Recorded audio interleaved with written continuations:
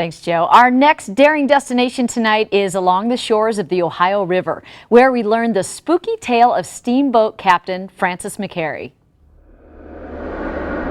Captain Francis McHarry's tomb has been seen as a haunted location here in southern Indiana for years. Legend has it, if you listen closely, you may hear the cursing of the captain as boats pass his tomb on the Ohio River. We talked to steamboat historian Jack Custer to get the real story behind the legend. Well, basically the legend is about an old steamboat captain who lived in this area in the 19th century, Captain Frank McHarry, and he was a rather irascible Irishman. He had quite a bit of a conflict with various people.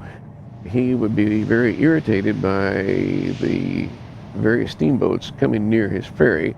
This would agitate the horses on board, and this would cause a lot of fearful trepidation for a while, and it took a while to calm things down. The other thing is that he was very often an angry person because he lorded it over his deckhands and they reacted to him very badly.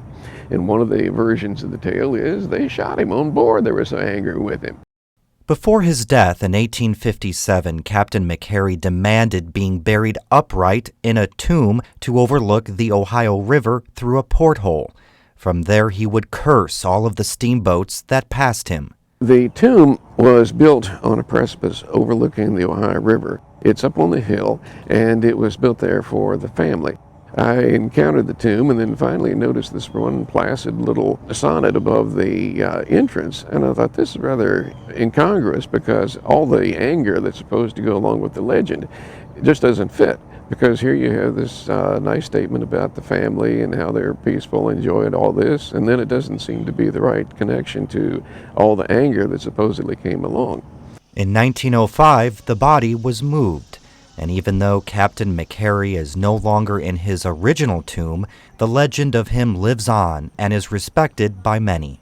The Delta Queen would turn the attention of all the passengers on McHarry's tomb, and just ordinary people passing will point up to the hill and say that's where the man is looking down to curse us if we don't acknowledge him.